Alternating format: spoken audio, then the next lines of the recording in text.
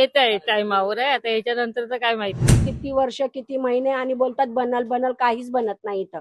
एवढं तुम्हाला सांगतो होत आम्हाला इथे एवढी मिळावा हीच आमची विनंती आहे, बाकी दुसरं काही नाही. आमचं तर इकडं जे बोलतात ना करणार म्हणून तर करतात आमच्यासाठी. 25 वर्षामध्ये एक साधं पाण्याचं धरण नाही झालंय, स्वतःचं पाणी पुरवठ्याची यंत्रणा नाहीये. निवडणुकीचं सत्र सुरू आहे. नेते मंडळी प्रभागामध्ये फिरताना दिसत आहेत. अनेक जाहीरनामे वाटले जात आहेत. मात्र कुठेतरी जनतेच्या समस्या सोडवल्या जात नाहीयेत किंवा त्यांच्या प्रश्नांचं निराकरण होत आहे. तर आज आपण त्या जनतेकडून त्यांच्या प्रश्नांचा, त्यांच्या समस्येचा आढावा घेणार आहोत. प्रभाग क्रमांक 18 राम रेपाळे साहेब यांच्या इथं आणि शिंदे साहेबांच्या इथून विकास आमच्या इथं भरपूर झाला आहे.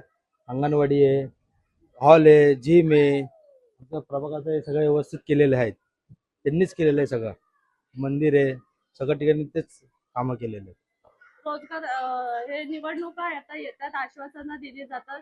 येत्या काळामध्ये ती आश्वासनं पूर्ण होतील का असं वाटतं तुम्हाला? 100% होतील. शिंदे साहेब आहेत तर 100% होतील. येत आहे टायमावर आहे. आता याच्यानंतरचं काय माहित नाही. आता नवीन वर्षाला सुरुवात झाली. नवीन आता का आजपासूनच सुरुवात आहे. उद्या पाणी येणार नाहीये ठाण्यामध्ये 12 तास. उद्या हा, तर त्या हे रोजच असतं इथे आमच्या इकडे टेकडीवर. तरी किती समस्या आहे तिथे पाण्याची, काय सांगा? आला तर टायमावर येते, नाही तर काय कधी पण येतं पाणी. कधी पण येतो, टायमावर कधीच नसतं. पहिली गोष्ट ठीक आहे, दोन मला काय सांगा. दोन मला नाही ते तिथं आम्ही जात नाव खाली आणि वर खाली त्रास पण होतोय आम्हाला, पायऱ्या चढून उतरायला. आणि इथं हे पण बिबळे पण यायला लागलं. मग या प्रभागाचा विकासाकडे कोण लक्ष देत नाही? नाही देत कोणच नाही देत. किती वर्ष किती महिने आणि बोलतात बनल बनल, काहीच बनत नाही इथं. अजूनपर्यंत काहीच झालेलं नाहीये. 60 वर्ष 60 वर्ष हो. तेव्हापासून तुमचा इथे हा हा आता हे स्टॉल तसा इथे आहे. तेव्हापासून आतापर्यंत काही बदल झालाय का इथे? काही नाही, आहे तसंच आहे. रूम आहे इथं आतमध्ये राहायला. मग बघा, मग आता जर तुम्ही होत असाल तर फार चांगलं. देवाने जर तुम्हाला दिली पुण्य तर देऊ शकतात, न दिले तर मग आता आम्ही पोट भरतो जर रस्त्याला. पण काहीतरी सुविधा व्हायला पाहिजे की हा हा बरोबर, हेच आमचं मागणं आहे. बाकी तुझं काही मागणं नाही.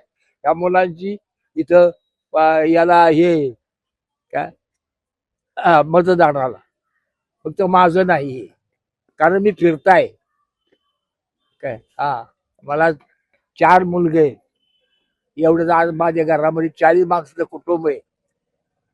मग हे अशी वाऱ्यावरचे पुढं भरतात काय. पहिला मी गिरगावला होतो काय, माझी 94 आहे, 100ला 4च कमी आहेत.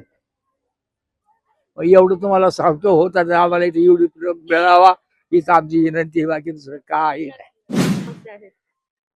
आमचं तर इकडं जे बोलतात ना करणार म्हणून तर करतात आमच्यासाठी. तेवढं आम्हाला सोयी आहे. नळांचं झालं किंवा बालवाडी झाली, असं करून दिलेत आम्हाला. पण आमचं आमचा परिसर आहे ना, जे आले निवडून येऊ दे किंवा नगरसेवक असू दे, आम्हाला वेळेवर उभं राहते तिथं. पाण्याची समस्या कशी आहे इथे? चांगलं आहे. चांगलं आहे. हा, वीज म्हणजे वीज पुरवठा कसा आहे? दिवसभर आहे, दिवसभर 10 आहे. दिवसभर. 25 वर्षामध्ये एक साधं पाण्याचं धरण नाही झालंय, स्वतःचं पाणी पुरवठ्याची यंत्रणा नाहीये. आजही दुसरीकडूनच आपण दुसऱ्यावर अवलंबून आहे. त्याच्याविषयी महानगरपालिकेने काय केलं पाहिजे. मुंबई महानगरपालिकेची 6 धरणं आहेत, आपलं एकही नाही. नवी मुंबई महानगरपालिका आपल्या मागून आली, त्यांचं स्वतःचं धरण आहे. पण आपल्या ठाण्याकडे स्वतःचं असं हक्काचं धरण नाही, त्याच्यामुळे ही परिस्थिती आहे. निवडणुका आल्यात, आश्वासनं दिली जातात, पण ती पूर्ण या होत विषयावर नाहीये. कोणी बोलले जात नाही. कोणताही पक्ष या विषयावर बोलत नाही.